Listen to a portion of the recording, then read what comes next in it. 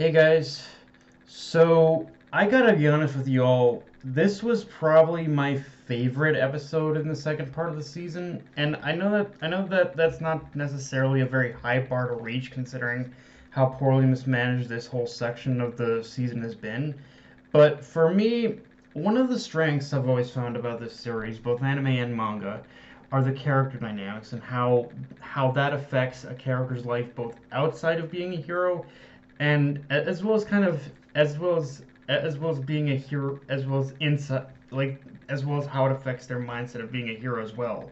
So to that point, this simple episode of just a dinner with the Todoroki family reveals the ultimate it kind of reveals the ultimate truth to Endeavor.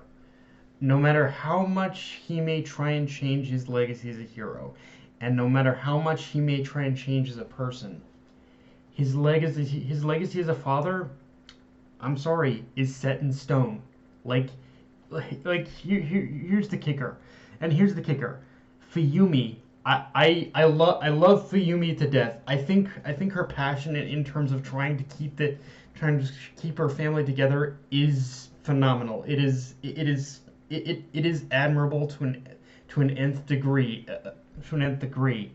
but but the kicker of what Fuyumi was trying to do here is that even if she succeeded in the way she wanted to, if she had even if everyone had some kumbaya, forgiven each other, all that shit, that still doesn't change the past of neglect and abuse. This is something they are all going to have to live with, even if the Todoroki family as a whole do end up reconciling, finding common ground in the end. And to a degree, even from Fuyumi recognizes this, but it's really all about how much everyone is willing to try. Like from again, Fuyumi, God bless her soul, she is trying the absolute hardest, and I think that's what makes her probably one of my next to Shoto, probably one of my favorites in the Todoroki family, frankly. And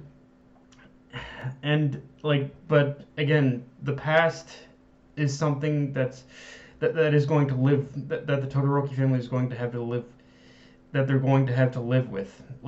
And so so it's one of those things where when it comes to trying to put the pieces back together, Fuyumi and Endeavor can bury or attempt to overcome the past all they want, but that won't change what happened. And a comment I saw pretty much summed up this whole situation with the Todoroki family the best. Endeavor has become an amazing hero, a symbol of hope in an ever-growing dark time of both heroes and villains. But he'll forever carry the stain and the darkness of being a horrible father. That is a darkness that will forever follow him. That will forever follow him. It doesn't matter how much he changes as a person or as a hero. As a father, he has failed. That is just an absolute fact of it. Um, Speaking of the past, though, we get a sort of informal introduction to the last Todoroki son, Toya Todoroki, through a photo memorial. And yeah, when this reveal happened in the manga, I'm not gonna lie to you guys, I think I went full retard or something, because pretty much immediately when the photo of Toya Todoroki was revealed, I went into either what you could call total denialism, or I just wouldn't and couldn't believe what Horikoshi was setting up with this reveal.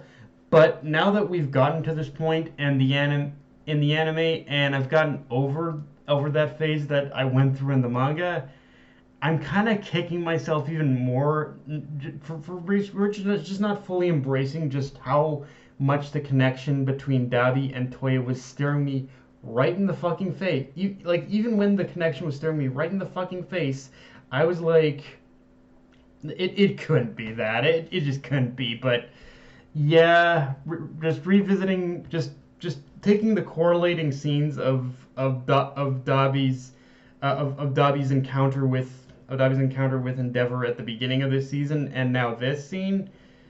Yeah, the pieces fit together. Yeah, they fit all too well together. And And honestly, in another in fact, just through a couple little touches of emphasizing certain features of Toei's appearance, they've in the anime compared to the manga, they've actually made the correlation between these two individuals and the connection even more obvious than it was in the manga. Now here's the kicker, and this is the big thing. And I'm to basically all anime onlys out there who have also made this connection.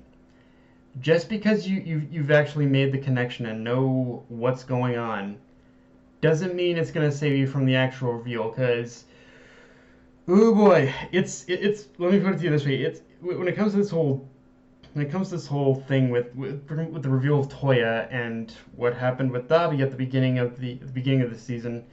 It's pretty much one thing to make that connection. It's another thing to be in order to be emotionally prepared for the reveal itself, because that's trust me when I say that in itself is a whole different emotional beast. Like when the reveal happened in the manga, I was like, holy fucking shit. Like that's it's so well, it's so amazingly done, honestly. Now, with that being said, despite me really liking this episode, I do still have to call out the fact that this episode really only adapted one chapter. And that just makes me and this whole situation even more frustrating, because unless Bones is planning to adapt the final 3 chapters of this arc into next week's episode, then they've seriously backed themselves into a corner with the Metal Liberation Army arc, if they haven't already. Because again, I know I keep repeating myself about Metal Liberation Army, about this, but the Metal Liberation Army arc is a very girthy arc that, not counting the stuff that was already adapted, still has like 18, 19 chapters worth of material to get through. And even though things do even though things do often translate better into anime format, the arc in itself is still so like story lore heavy and makes those 18, 19 chapters feel longer, like even longer than they really are. So I'm it's one of those things where I'm losing faith in Bones' ability to cover this next arc, and even though I've been proven wrong before, it's still quite a bit of a tall order in order for me to believe that they can do this right now. And you know, the first thing that sucks most of all, honestly, is despite the is that despite the issues I've had with this season, unlike unlike other AniTubers who have just flat out labeled this season the worst season of MHA, I still genuinely kind of enjoyed it. But it is within the technical like failings and handlings where the problems manifest. Again, going off what I said about this episode only adapting one chapter, the chapter in question is only 15 pages long, so Bones ended up filled the time with a lot of flashbacks and a couple filler moments.